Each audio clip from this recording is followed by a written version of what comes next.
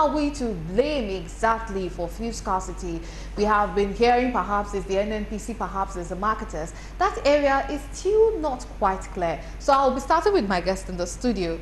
From your own perspective, this persistent fuel scarcity we're experiencing in Nigeria, who should we just go right ahead and heap the blame on? It's the federal government. You know, I mean, that's why we elected them. That's why they're there. Their job and their duty is to ensure that the basic amenities that we need to live normal lives are available. So that includes fuel, that includes gas, that includes electricity, that includes water. You know, these are social services that every government has a duty to provide at affordable prices. What is happening today is pretty much a mystery, I think, to all players apart from the people that are involved. So I'm glad you have somebody from Ipman, you know, on the show today. Let them come and tell us what exactly is going on, because we don't know. We've heard all sorts of strange explanations from government sources, from NNPC and other officials of the government. They've even blamed the flood that happened in October at a point. They have blamed Apapa gridlock at a point. I mean, like, come on, give me a break.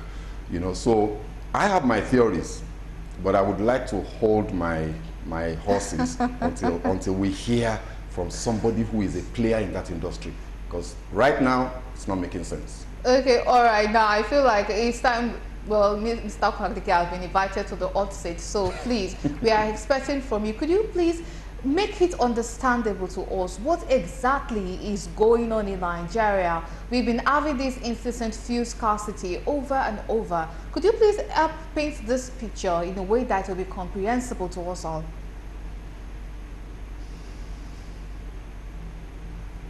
So very candid to Nigeria, and we're the Independent Petroleum Marketers Association of Nigeria. Our job is to ensure that petroleum products being supplied to us by NNPCL is being distributed to the nooks and crannies of this country. I also want to state here clearly that Independent Petroleum Marketers Association of Nigeria has 80% of the distribution channels across this continent. And there is nowhere in Nigeria you will not have an independent market. So we don't lack in capacity.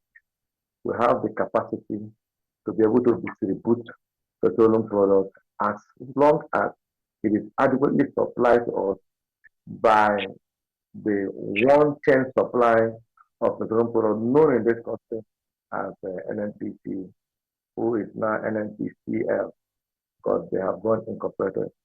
A lot of things is going around the chain. A lot of things is going around the downstream sector of distribution of petroleum products in Nigeria. We would like to first of all look at the primary and secondary causes of all the problems we are having.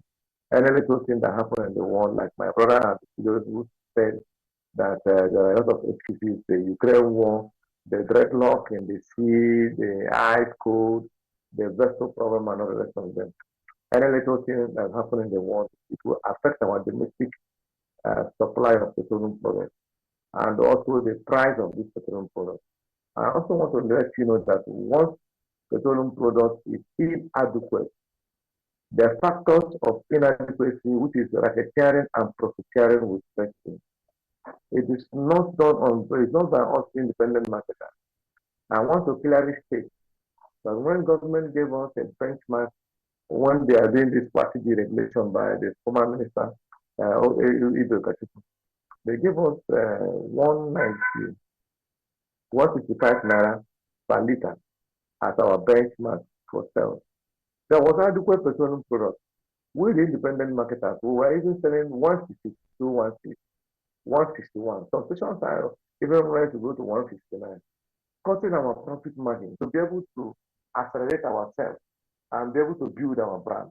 Because our brand is not about having steady supply of petroleum products, and as you have higher turnover, you can also make more profit. We are not looking at the margin, we are looking at our turnover. Our turnover gives us a lot of profit. So I also want us to look in the market as from the business venture. we ventured into the business to be able to make bigger or little profit for our people, for our family, and also service our numerous customers, which makes our job a little bit essential because once the independent marketer stops selling petroleum products, you will see that it will take a lot of tune in terms of our economy. So the petrol we are talking about is being imported by the federal government of Nigeria. And any factor that is restricting importation or hindering importation will definitely affect our local consumption. We are of the opinion that our four refineries that has been under maintenance should be ready so that we can be able to source these our petroleum products locally. I also want to inform you today that the 21 depots owned by PPMP have ever seen petroleum products in the past 1 year. Because, or 2 years thereabout, because this product is being imported, they are shipped to the private depot tank farm owners who build their facilities along the seaside, which can be able to allow ships or vessels coming to those places and be able to dispense petroleum products in bulk to the depot tank farm owners. We independent marketers, we don't have any time. We normally go to those tank farm owners to be able to purchase the product we sell for our numerous funds. And we are at their mercy. If they give you price and you don't buy, it means you can't be in business. It also means that the local government revenue and taxes will be on you. It also means that you are losing brand, that you are not, your station is not selling. I also remember that we don't have a specific bank, other like we have a bank of industry and a bank of agriculture. We don't have a petroleum bank where we borrow this our money to build our station. We borrow from commercial banks with the same rate in which the commercial bank gives to contractors. That is the same rate the commercial bank gives to us in the federal market. And since the increment Now for a or what we call while, the and price this is not just my mind, this is also on the mind of a lot of Nigerians. Where exactly are subsidy, what is the role of subsidy in all this now? Because a lot of Nigerians are feeling like, oh, we're already buying petrol at 350 naira per litre. That is almost as good as then the subsidy is no longer there. And then we also have some people in this industry that they're saying that if subsidy gets removed from petrol, then we might be buying petrol from 900 to 1,000 naira per litre. Could you please shed some light on this? Okay. One automated gas oil, which is AGO, one subsidy was removed from gas oil was removed from kerosene. It's not some people saying. It is clear. It is what you are wearing in your hand. You can see it. Diesel then was around 180 naira. Now diesel is 900 something naira. When you add all the procedures, monetary value, and dollar exchange and all the rest of them, vessel fees, by the time the product lands here in this country, you should be talking about 670 naira. And by the time they take it to depot, where you hire the small daughter vessels to be able to take those products from the big vessels to the tank farm owners, these are vessels that have been hired before for $60,000. But as I'm talking to you now, because of the cost of diesel, those vessels have been hired at $150,000. And so things have increased. So if we said we are removing subsidy, and we don't have what we have a control. We don't have our refineries working where we can be able to locally refine the crude oil God gives to us so that me and you can be able to go to our refineries or go to our depots and buy it. And once we buy it, that's when we control the price of the ones being imported in this country.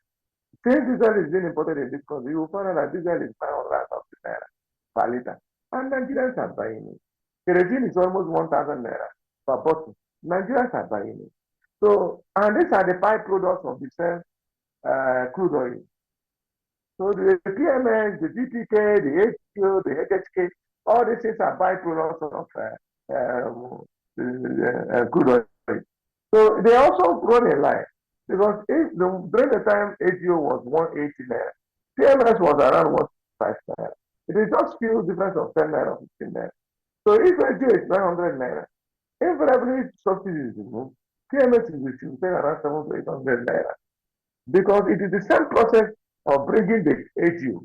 That's the same process of bringing the DPK and the PMS. So the permutation is not really wrong. But what is wrong is that we must beg the federal government to refine our crude. Once the federal government continues to refine our crude, I also want to let you know that the dollars that are chasing few petroleum products will be minimized. Our currency will be able to gather strength. And if they are doing that, they should be able to prepare the country from producing massively. Dangote should be producing, federal government should be producing, NDPR should be producing petrol, and other modular refineries that are on set. Government should encourage them to come up. There will be competition in the market. If we go to Dangote and Dangote is selling 750 naira per liter for PMS, we will go to federal government. Federal government might say 400 and something naira. That will force Dangote down. NDPR might say, another data refinery might say they age you 500 naira. Or the Watersmith and some other local refinery, licensed local refinery depots that will be encouraged by federal government. Since we have this crude, well, some experts are talking about factors that is restricting the exportation of crude oil and the manufacturing of crude oil, that's production of crude oil in the foreign country, and also bringing it back here. I understand why we should have something here, send it to a foreign land, pay money to send it, pay money to retrieve it back, and still use our hard currency. So go and still buy this petroleum product. I think there's a serious flaw in the federal government. The Nigerian government and the people of Nigeria And is not yet tedious ready. procedures in just getting crude oil that we mine here to getting it refined and back to us for users. So now, to Mr. Ashopiton, it seems like having the refinery is seen as the messiah to ending this consistent fuel scarcity. Some say it is if they remove fuel subsidy, that is when we might stop having this yearly annual fuel scarcity that we're having in Nigeria. Do you feel like it might be correct when they say us finally refining crude oil is the end, like that is the solution to all this, is the solution that we should have been waiting for a long time? Well, yes. You know, we've all said it in the past that it makes no sense that we produce, we're the fifth largest producer of crude in the world, on and off the largest producer in Africa, right? We exchange that position with Angola, depending on what's happening to our production capacity. It makes no sense that a country like that is importing refined products. You know, so they have their direct sale, direct purchase agreements with different vendors. So they give them crude, then they bring refined products in. It makes no sense because, you know, through that chain of suppliers, price at every point in that chain, prices will go up, and the people that suffer those prices see, this is where are Nigerians. This is where it gets a little bit confusing, because in Nigeria we have some modular refineries that are working and they are refining thousands of barrels of oil. They're on a daily basis, and then we begin to wonder how come we are not feeling the effect of that on the fuel situation we are having in Nigeria. At least if it's like half and half, if they are importing some and then the ones we are producing, although there have been allegations flying around that after they get this fuel from the modular refineries, they register it in as if it's something that was imported into the country. Although it's so sad that this is Nigeria, we cannot say for sure that, no, I trust my country can't do that. But how do we manage situation like this? Well, the modular refineries are, as far as I know, there is no government licensed modular refinery operating in this country today. The modular refineries are illegal refiners who steal our crude and then refine them. You know, so we can't rely on that. And you know, as it stands today, the volume of petroleum products that comes out of that, they actually do refine products and sell. You know, in the Niger Delta area, some of them actually supply the refined petrol to filling stations in Port Harcourt, you know, and other parts of the Niger Delta there. But they're not, the volumes that they're pushing out is nowhere near enough our local consumption requirements, you know, therefore, and very critically, they are illegal. So, you know, one of the candidates in the upcoming elections has been saying that one of the first things he's going to do as soon as he gets into office is to license those guys. You know, like there's so many of them. When they're operating, I mean, you should see there was a documentary about them from 2 different TV stations recently, and you know, you see it's extremely crude. The processes that they use are extremely crude. So government needs to leverage on those guys, provide them with standards that they need to meet, not too stringent, just give them basic standards, and then let you know, license them so that whatever they are bringing on board will reduce the need for importation by that volume. You know, but to answer your original question, absolutely, we need local refining capacity in Nigeria. The private sector effort that is ongoing in Lekki now, you know, that is coming on stream hopefully before the end of this quarter, and that will add about 550 to 650 barrels per day refining capacity to Nigeria. But it will not be enough because Nigeria is a hub. Nigeria, whatever comes into Nigeria feeds Benin Republic, feeds Niger Republic, feeds Chad. So the Dangote alone cannot meet that demand, right? So the government, now I remember 2012, I was a critical part of the people that protested and hit the streets in the Occupy Nigeria movement. And one of the things that the federal government at that time said, 2012, my sister, is 11 years ago. You know, it was January, just like this, 2012, that we hit the streets then, protesting against the removal of subsidy. And one of the things that the government promised then was that within 3 years, they were going to build greenfield refineries outside of the 4 government-owned refineries. So they said that they were going to revive the government-owned refineries, the 4, Port Harcourt, Kaduna, you know, Warri, and all of them, and then that they will build 3 greenfield ones. And they said the timeline for that would be 3 years. 3 years from 2012 would have taken us to 2015. It never happened. Now a new administration has come on board. Those same 4 government-owned refineries are still not working, and there is no greenfield refinery from government. Why? You know, so the truth of the matter in all of this is that sector is riddled with severe corruption, severe opacity. Nobody knows exactly what is happening there. You know, there's a question you asked, and you know, it's a very simple question. Today, yesterday I bought fuel at 320 naira per liter in a filling station. The pump price on their pump was 320 per liter. They were not hiding, you know. So which means government somehow is in the know about this. Where is the subsidy? There is a 6.7 trillion naira subsidy in the budget, the federal government budget for this year. So as we stand today, we are still enjoying subsidies. Where is it going? Why are we buying fuel at the filling station at 320? Now the government also says that, oh, there hasn't been an increase in pump price, and yet oil majors, Mobil, you know, I shouldn't be calling their name on air. Oil majors, the key oil majors, are selling pump prices at 185. The official price today, as far as government, we know from government, is 170, 169. And government keeps saying that they haven't increased prices. You know, the ex-depot price from certain depots in this country today is well above 250. Just like the gentleman, you know, from Ipman has said, it's well above 250. Why? Where is the regulation? Where is the subsidy? So clearly, some hanky-panky is going on. Yeah, we're still waiting for DSS operatives. Yes, well, they said they did their investigation then, but we are still waiting for the results. So I think that, and I think this point needs to be made. Nigerians need to understand that what is happening now is that government is doing what I call potty training. They are, you know the way you potty train a child, or you potty train your dog? That's what government is doing to us now. They are potty training us for when, by July, the subsidy will be removed and prices will skyrocket. So they're making us get used to it. That's what's happening. So I think that this is a bit of a conspiracy going on between government, maybe Ipman, yes, maybe Ipman, my gentle brother there, maybe themselves and other operators. I think there's a conspiracy of some sort. They're trying to get us used to buying at 300, 400. React to this. Do you agree, or are you going to attest to the fact that there is a conspiracy between the federal government and maybe Hitman to potty train us, like he has said, others.